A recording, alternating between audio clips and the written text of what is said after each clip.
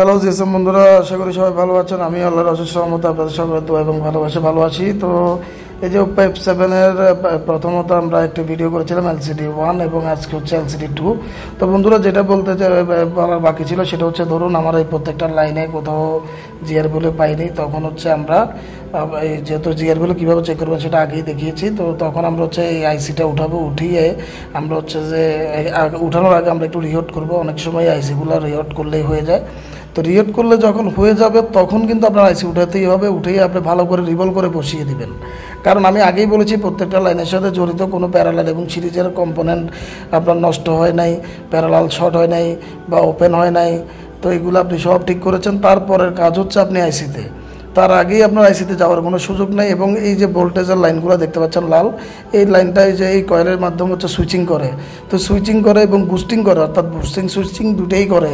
তো এই দুইটাই যখন করে তখন এই কয়েলটা বেশিরভাগ ক্ষেত্রে দেখা যায় কি, এই লাইটিং সেকশনের এই যে বুস্ট কয়েলটা চেঞ্জ করে দিলেই কিন্তু কাজ হয়ে যায়। তো অনেক সময় হয় না, তখন হচ্ছে যে লাইটিং আইসিটাই চেঞ্জ করতে হয়। এখন আসেন, লাইটিং আইসি চেঞ্জ করার পরেও যদি না হয়, মনে করেন আপনি এখানে সবগুলো লাইন ঠিক আছে, জিআর ভ্যালু ঠিকঠাক পান নাই, অথচ শর্ট নাই, তারপর আপনি জিআর চেক করলেন, এই লাইটিং আছে চেক করেন, লাইটিং আছে চেক করার পরে হচ্ছে যে কিছু জিআর পেয়েছেন, বা জিআর তো সবগুলো একসাথে যায় না, কিন্তু সবগুলো জিআর ঠিক আছে, বাট সিপিইউ থেকে যে লাইনটা আসছে ওইটা জিআর নাই। এখন সিপিইউ থেকে যে লাইনটা আসছে ওইটা যেহেতু লাইটিং আইসিতে আসছে, এখন ওইটা ভালো খারাপ আমরা কীভাবে বুঝবো? ওইটা ভালো খারাপ বুঝতে হইলে যখন আমরা লাইটিং আইসি উঠাবো, লাইটিং আইসি উঠানোর পরে সর্বপ্রথম একটা জিআর ভ্যালু নিতে হবে। অর্থাৎ আমি জিআর ভ্যালু নিব, যেমন এই যে এই ব্লুটা যেখানে দেখতে পাচ্ছেন লাইটিং আইসির এক নাম্বার পিনে আমরা জিআর ভ্যালু নিব, যে জিআর ভ্যালু ঠিক আছে কিনা, জিআর ভ্যালু দেখাচ্ছে কিনা। যখন জিআর ভ্যালু দেখাবে, দেখানোর পরে আমাদের কাজ, জিআর ভ্যালু দেখানোর পরের কাজ হচ্ছে, যদি জিআর ভ্যালু ঠিকঠাক পাই তাহলে আমার গ্রাফিক্স আইসির সমস্যা, আমি গ্রাফিক্স আইসি চেঞ্জ করে দিলে আমার কাজ ইনশাল্লাহ হয়ে যাবে। কিন্তু যদি কোনো কারণে এটা ওয়েল আসে, তখন কাজ হচ্ছে এটার সাথে সিরিজের কম্পোনেন্টটা আমার চেক করতে হবে, এটার ভ্যালু ঠিক আছে কিনা, ওপেন হয়ে গিয়েছে কিনা, এবং প্যারালালের কম্পোনেন্ট চেক করতে হবে এটা শর্ট হয়েছে কিনা। তো বন্ধুরা, এইভাবে কাজ করতে হবে। আর এই যে দেখতেই পাচ্ছেন, আমি ভোল্টেজের লাইনটা আরও একবার আপনাদেরকে দেখাচ্ছি। এই যে ভোল্টেজ এখানে কিন্তু এই যে চার্জিং আইসি থেকে এসে কিন্তু বুস্ট কয়েলে ঢুকে, বুস্ট কয়েল একটা আউটপুট করে আবার আইসিতে ঢুকে, এবং আইসি থেকে তারপরে হচ্ছে আপনার এই কানেক্টরের দিকে যায় এবং বিভিন্ন জায়গায় যায়, এবং কানেক্টরের দিকে যায়। তারপরে আমরা যখন এই এলসিডি কানেক্ট করি, তারপর হচ্ছে এই লাইটিংটা সম্পূর্ণ এলসিডিতে ঢুকে এবং এলসিডির লাইটিংগুলো জ্বলে উঠে। তো যাই হোক বন্ধুরা, এখন মনে করুন এই লাইনটা আমার খারাপ, এই নীল লাইনটা।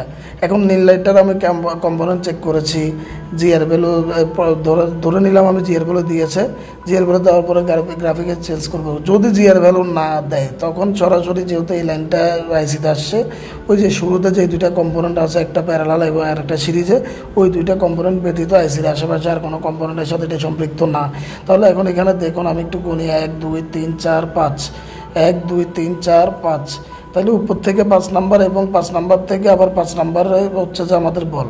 এখন আমার একটা কাজ করতে হবে, আমি কন্টিনিউটি মোডে এখানে টেস্ট করতে হবে যে ওই সিপিইউর 5 নাম্বার বল থেকে আমার গ্রাফিক্স এই লাইটিং সেকশনের 1 নাম্বার বল পর্যন্ত লাইন ঠিক আছে কিনা। এখন এটা চেক করার জন্য মাল্টিমিটারকে কন্টিনিউটি মোডে দিয়ে ওই বলের সাথে এই বলে হচ্ছে আমরা কন্টিনিউটি নিব।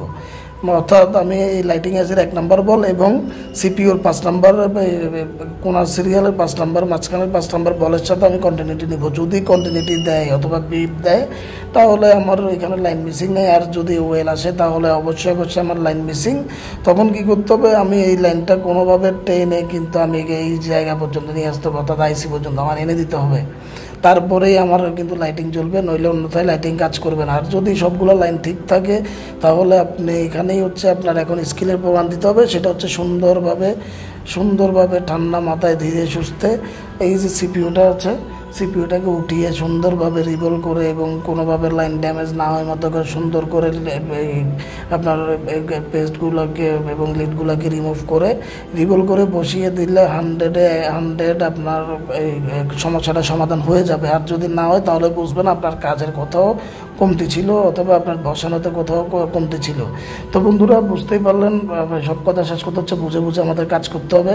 আমরা যখন বুঝে বুঝে কাজ করবো ইনশাল্লাহ প্রতিটা কাজেই আমরা সফল হব। তো বন্ধুরা অনেক আসলে বকবক করে ফেলেছি, তো আমার এই বকবকগুলোকে ইগনোর করে আমার এই বকবকরি থেকে কিছু শেখার জন্য অনুরোধ রইল। তো ধন্যবাদ, আশা করি সবাই ভালো আছেন, ভালো থাকবেন। আসসালামু আলাইকুম রহমতুল্লাহ।